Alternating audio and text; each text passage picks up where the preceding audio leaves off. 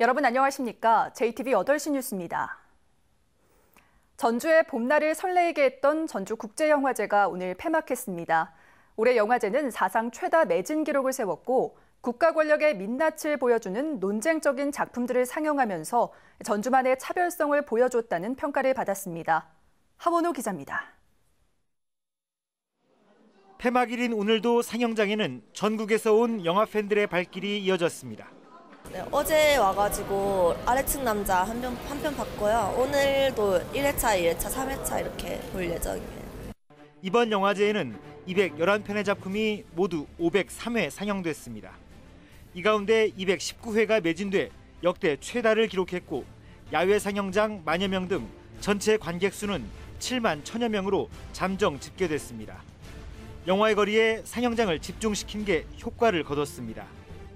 외압 논란으로 내용을 겪고 있는 부산과 달리 전주국제영화제는 간첩 수작 사건을 담은 영화 자백과 해직 언론인 문제를 그린 7년 그들이 없는 언론 등을 상영함으로써 표현의 자유를 지켜냈다는 평가도 받았습니다.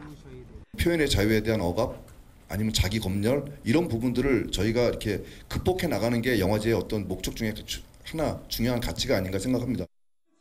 개막 사흘째를 맞은 전주 한지문화축제에도 관람객들의 발길이 이어졌습니다. 전통 창호에 한지를 바르고 알록달록 고운 색지로 꾸밉니다. 어른도 아이도 처음 해보는 창호지 붙이기가 신기하고 재밌습니다.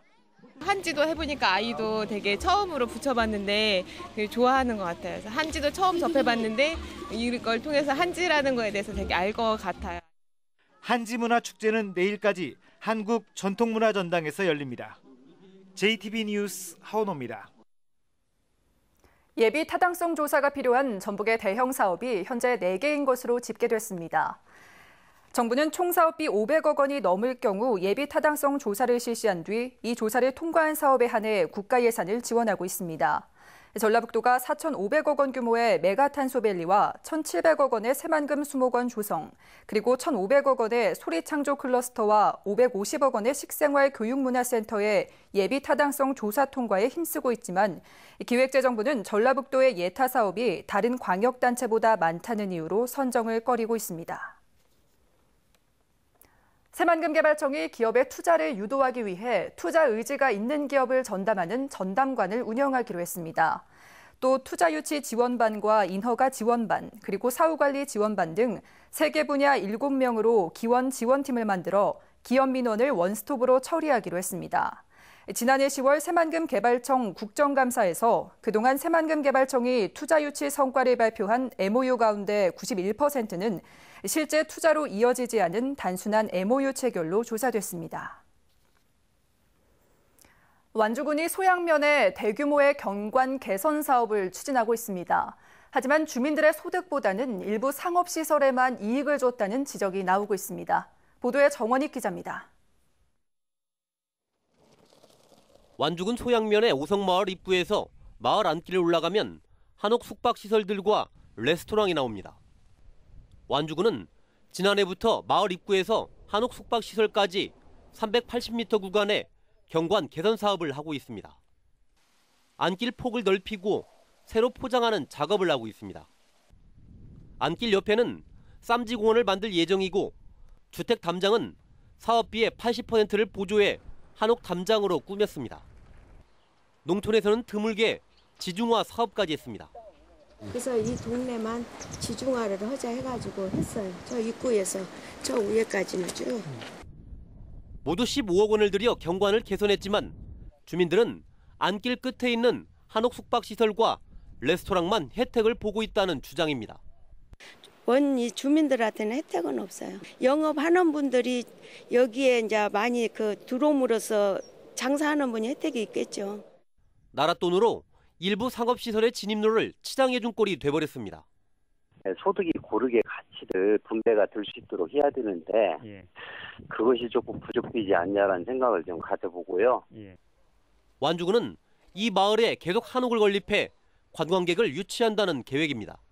관광객이 많이 오고 있고 그렇기 때문에 이쪽에 한옥 체험관을 쳐서 그다음 한옥 체험을 같이 하고. 농촌마을 경관 사업이 전체 마을 주민보다는 일부 상업시설의 이익이 되는 방식으로 변질돼 특혜 논란을 빚고 있습니다. JTB 뉴스 정원익입니다. 3년 평균 매출액이 업종별 중소기업 기준을 넘는 전북의 중견기업이 59곳으로 나타났습니다. 중소기업청이 지난해 전국 중견기업의 실태조사를 벌인 결과 전북의 중견기업은 전국의 2%인 59개로 제조업 33개, 비제조업 26개로 조사됐습니다. 중견기업의 2014년 평균 매출은 1,821억 원, 평균 고용인력은 344명으로 나타났습니다. 정부가 중소기업의 수출을 활성화하기 위해 무역보험료를 지원하기로 했습니다.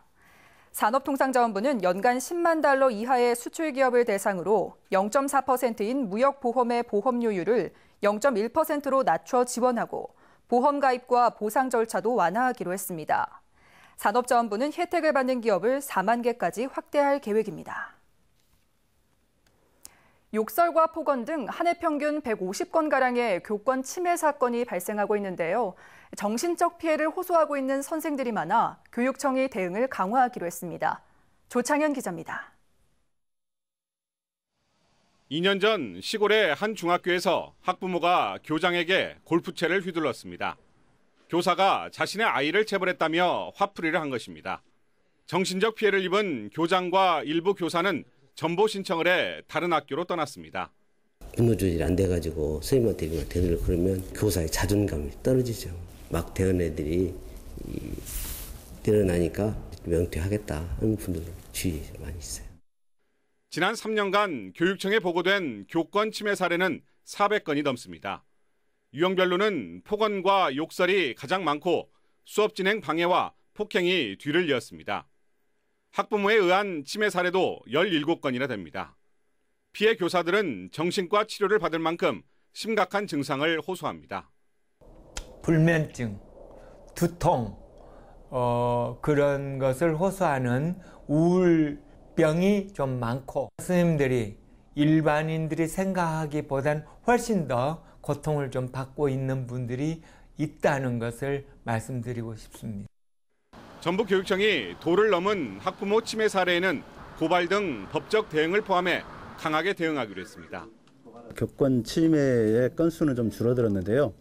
그 강도가 조금 세졌습니다. 학교 자체에서 해결하지 못한 부분들이 있을 수 있어서 저희들이 법률 지원단을 확대를 했고요. 그다음에 교원 상처 치유 프로그램을 확대를 해서 여러 가지 방안을 강구하고 있습니다. 교육청은 교권 침해 학생에 대한 조치를 사례별로 학칙에 명시하고 교장이 적극적으로 문제 해결에 나서도록 학교장의 책무성도 강화했습니다. JTB 뉴스 조창현입니다. 전북교육청이 중학교 1학년을 대상으로 사이버 영재교육원 수강생을 모집합니다. 사이버 영재교육은 시간과 공간, 경제적인 이유로 영재교육을 못 받는 학생들을 위한 것으로 대학생과 대학원생이 원격으로 학습을 관리하고 지원합니다. 수학과 과학 과목에서 각각 20명씩 선발하며 전북교육청 사이버 영재교육원 홈페이지에서 오는 11일까지 원서를 접수합니다. 호남 고속철도 위를 지나는 노후교량 익산 평화6교를 새로 건설합니다. 한국철도시설공단은 익산시와 사업비를 분담해 올해 말부터 평화6교를 재가설하고 6교 아래를 지나는 열차선로를 2개선에서 4개선으로 늘리기로 했습니다. 철도시설공단은 공사가 마무리되면 6교의 안전성이 높아지고 KTX 운행 횟수를 늘릴 수 있을 것으로 기대했습니다. 오늘 오후 1시 반쯤 완주군 구이면 경각산 부근에서 패러글라이딩을 타던 54살 김모 씨가 추락한 뒤 나무에 걸려 1시간 반 만에 구조됐습니다. 고창군 숲의 패러글라이딩 대회에 참여한 김 씨는 갑자기 분 돌풍에 주 낙하산이 접히면서 추락한 것으로 알려졌습니다. 어제도 이 대회에 참여한 15살 유모군이 패러글라이딩을 하다 정읍시 이만면의 한 야산에서 12m 높이의 고압선에 걸렸다가 3시간 만에 구조됐습니다. 오늘 오전 8시 10분쯤 군산시 삼북동의 한 농수로에서 79살 지모 씨가 숨진 채 발견됐습니다. 경찰은 오토바이를 타고 가던 지 씨가 농수로에 빠져 숨진 것으로 보고 정확한 사고 경위를 조사하고 있습니다. 오늘 오후 2시쯤 고창군 성내면에 있는 64살 임모 씨의 돼지 축사에서 불이 났습니다. 이 불로 돼지 700여 마리와 돈사 4동 900제곱미터가 소실돼 소방서 추산 9,500만 원의 재산 피해가 났습니다. 경찰과 소방당국은 정확한 화재 원인을 조사하고 있습니다.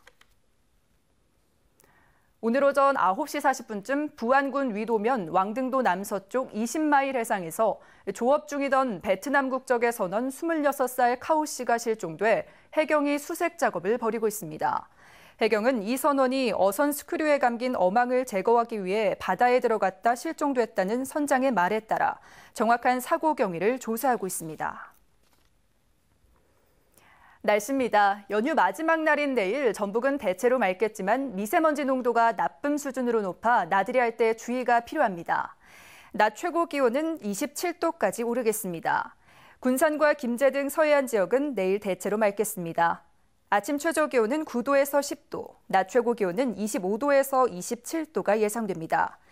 바다의 물결은 0.5에서 1.5m로 일겠습니다. 전주와 남원 등 내륙 지역도 대체로 맑겠습니다. 아침 최저 기온은 6도에서 10도, 낮 최고 기온은 25도에서 27도가 예상됩니다. 다음 주 월요일에는 구름 많은 날씨를 보이겠고 화요일 오전에 비가 내린 뒤에는 낮 기온이 조금 낮아지겠습니다. 인공지능보다 무서운 강적을 만났다. 내가 이겼다! 아까 라면! 내가 좋아하는 신라면. 우리 딸도 좋아해요. 맛있어? 사나이 울리는 농심 신라면. 이상으로 JTBC 8시 뉴스를 마칩니다. 고맙습니다.